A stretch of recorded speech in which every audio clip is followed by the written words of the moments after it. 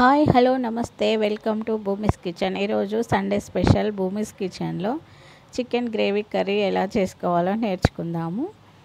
ఇక్కడైతే ఈరోజు ఇంకా మార్నింగే మా వారు వెళ్ళి మార్కెట్కి వెళ్ళి చికెన్ తీసుకొని వచ్చారు. చికెన్ వాష్ చేసి పక్కన పెట్టుకున్నాను. ఇంకా చికెన్ గ్రేవీకి కావాల్సిన ఆనియన్, ఇంకా కరివేపాకు, కొత్తిమీర, పచ్చిమిర్చి, ఇక్కడ కొన్ని ఆనియన్స్ పొడవుగా కట్ చేసి పెట్టుకున్నాను, కొన్ని ఆనియన్స్ చిన్నగా కట్ చేసి పెట్టుకున్నాను. ఇప్పుడు స్టవ్ మీద ఒక కడాయి పెట్టుకొని అందులోకి 2 టేబుల్ స్పూన్ల ఆయిల్ వేసుకోవాలి.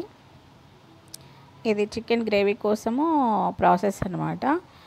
ఆయిల్ వేడెక్కిన తర్వాత పొడుగ్గా కట్ చేసి పెట్టుకున్న ఆనియన్ స్లైసెస్ బిర్యానీలోకి వేసుకుంటున్నట్లుగా కొంచెం బాగా డీప్ ఫ్రై చేసుకోవాలి. ఆనియన్ మొత్తం ఫ్రై అయ్యాక ఇంకా అందులోకి 7-8 జీడిపప్పులు కూడా వేసి వాటితో పాటే ఇవి కూడా బాగా ఫ్రై చేసుకోవాలి. ఇది గ్రేవీ కన్సిస్టెన్సీ కోసం అనమాట. ఇదే ఇంకా గ్రేవీకి సరిపడా టేస్ట్ కూడా బాగుంటుంది. ఫ్రైడ్ ఆనియన్ జీడిపప్పు పేస్ట్ వేసుకుంటే చాలా బాగుంటుంది కుర్మా లాగా. ఇప్పుడైతే ఫ్రై అయినాక మిక్సీలో వేసుకొని పక్కన ఉంచుకున్నాము.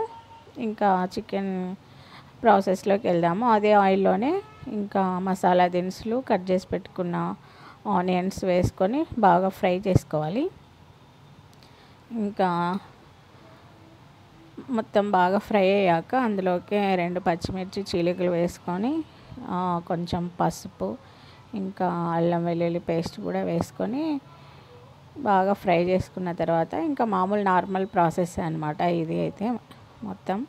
ఇప్పుడు అల్లం వెల్లుల్లి పేస్ట్ కూడా వేసుకున్నాక పచ్చివాసన పోయే వరకు ఫ్రై చేసుకోవాలి.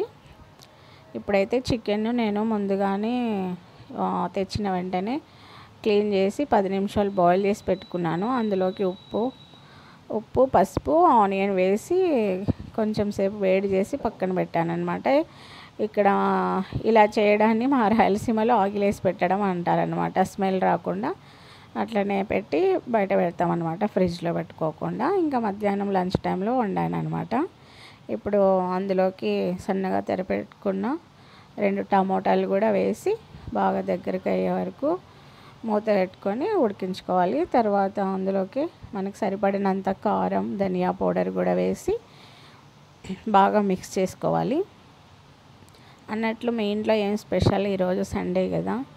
మీలో ఎవరైనా కొత్తగా నా ఛానల్ చూస్తున్న వాళ్ళు ఉన్నట్లయితే ప్లీజ్ సబ్స్క్రైబ్ చేసుకోండి, మా ఛానల్కి సపోర్ట్ చేయండి.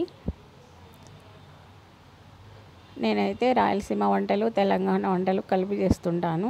మా ఆయనకైతే తెలంగాణ వంటలు అంటే ఇష్టము. ఇప్పుడైతే మూత పెట్టుకొని కొద్దిసేపు ఉడకనిద్దాము. అంతలోపు చికెన్లో కావాల్సిన చికెన్ మసాలా, ఇక్కడ గరం మసాలా తీసి పెట్టుకుంటున్నాను. ఇంకా నేనైతే చికెన్లోకి ఇంకా ఆల్రెడీ కొన్ని మసాలా దినుసులు వేసాను కాబట్టి కొద్దిగా వేస్తున్నాను. ఇప్పుడైతే చికెన్ మసాలా వేసుకుంటున్నాను కొంచెము.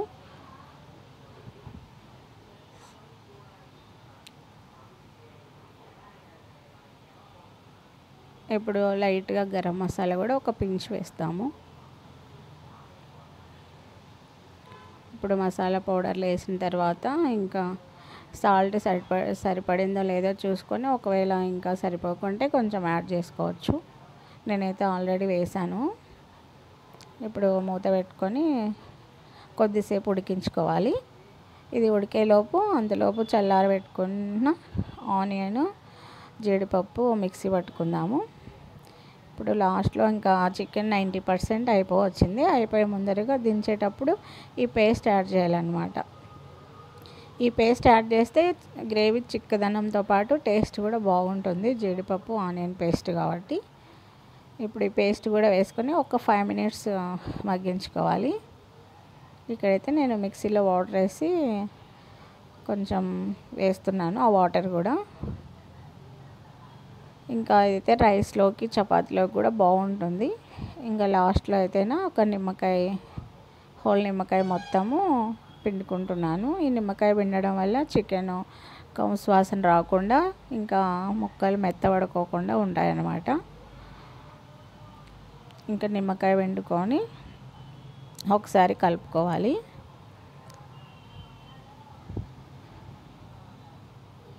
కలుపుకొని కట్ చేసి పెట్టుకున్న కొత్తిమీర పుదీనా వేసుకొని సర్వ్ చేసుకోవాలి. అంతే, వేడి వేడి చికెన్ రెడీ. ఇక్కడైతే మా పిల్లలకి